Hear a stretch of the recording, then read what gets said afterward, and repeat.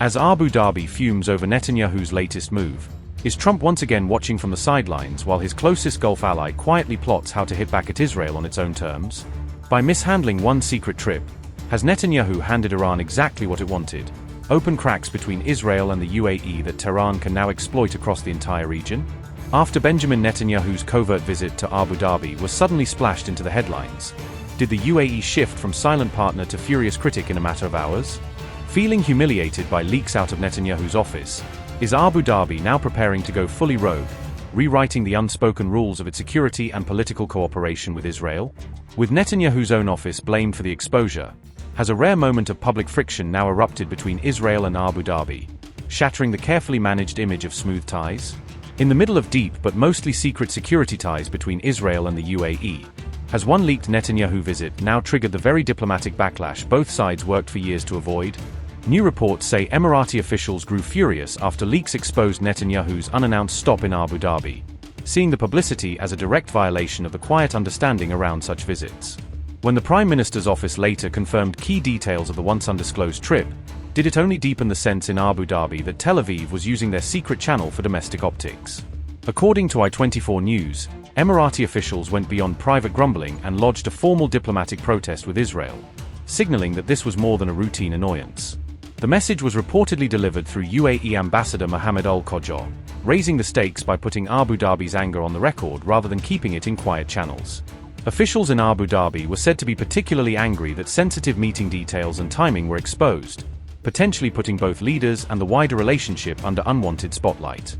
Some reports even suggest the protest was sent directly to Israel's National Security Council, a signal that the Emiratis see this as a core strategic breach, not just a media mishap. A source told I-24 News, and I quote, "The Emiratis were very angry. This is not the first time a sensitive leak has come out of the Prime Minister's office. That is precisely why Netanyahu has not visited the UAE for years." Unquote. For years, the UAE has kept a deliberately low public profile around its deepening cooperation with Israel, banking on quiet deals rather than flashy photos to manage domestic sensitivities. Any sudden spotlight on Netanyahu's movements in Abu Dhabi risks inflaming critics across the Arab world, and the UAE knows one wrong headline can cost it hard-won regional capital. That's why Abu Dhabi demands strict discretion while normalization stays politically fragile at home, and why one careless leak from Netanyahu's office could now force the Emiratis to rethink how far, and how fast, they walk with Israel in public.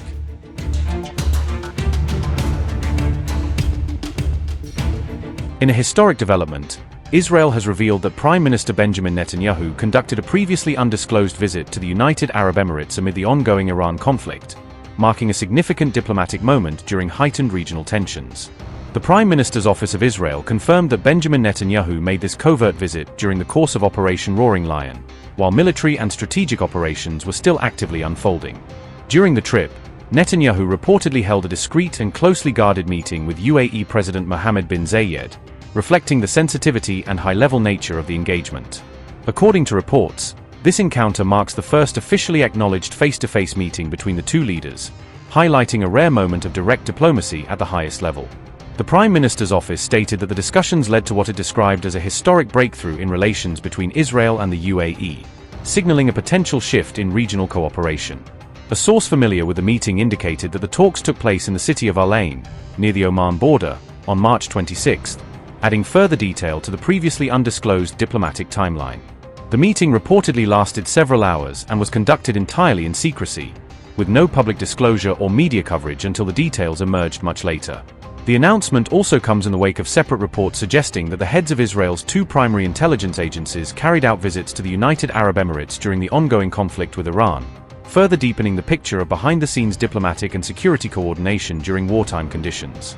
According to these reports, the leaders of Israel's two main intelligence organizations are said to have independently traveled to the UAE in recent months, indicating a coordinated but carefully concealed pattern of high-level engagement despite the public sensitivity of the conflict. According to intelligence reports, Mossad Director David Barnea is believed to have visited the UAE at least twice during the war period, as reported by international media outlets including the Wall Street Journal.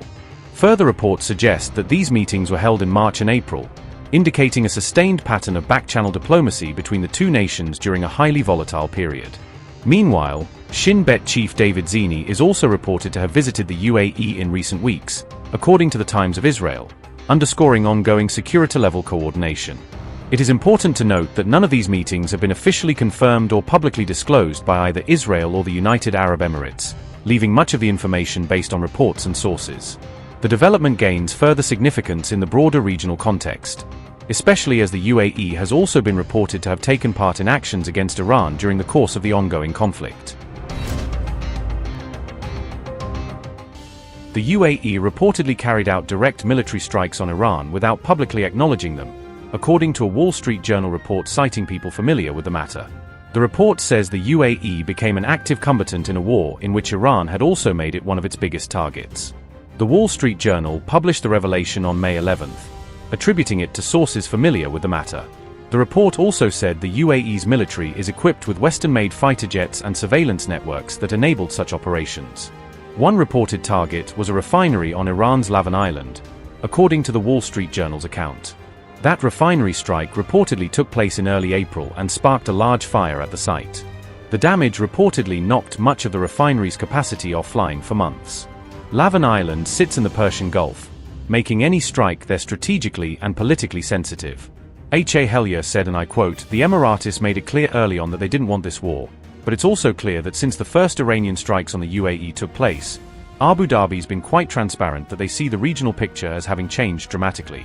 Abu Dhabi hasn't confirmed what they have targeted, or even if they have targeted, but from the early days of the war it seemed only a matter of time before we saw increased kinetic involvement of different Gulf states in the war." Unquote. If confirmed, the move would mark a significant shift by the UAE toward more direct use of force in regional conflicts. The timing is also notable because the strike was said to have occurred near the period of a declared ceasefire. The Wall Street Journal reported that the attack happened around the time Trump was announcing a ceasefire in the Iran war. The revelation underlines just how fragile the ceasefire has become, as US-Iran peace efforts remain stuck in deadlock. It was not just the famous Iron Dome batteries that went to the UAE. A new report says Israel also shipped a cutting-edge iron beam laser shield during Iran's massive strike. According to reporting cited from the Financial Times, Israel sent a version of its Iron Beam laser defense system to the UAE to help counter incoming Iranian drones and rockets. The system is designed to fire high-energy laser beams that vaporize short-range rockets, mortars, and drones before they can reach cities, bases, or critical infrastructure. This deployment is described as one of the first major wartime defense links between Israel and the UAE since they normalized ties under the Abraham Accords. One regional official told reporters that the move showed the value of being Israel's friend when a conflict erupts and missile sirens start to wail.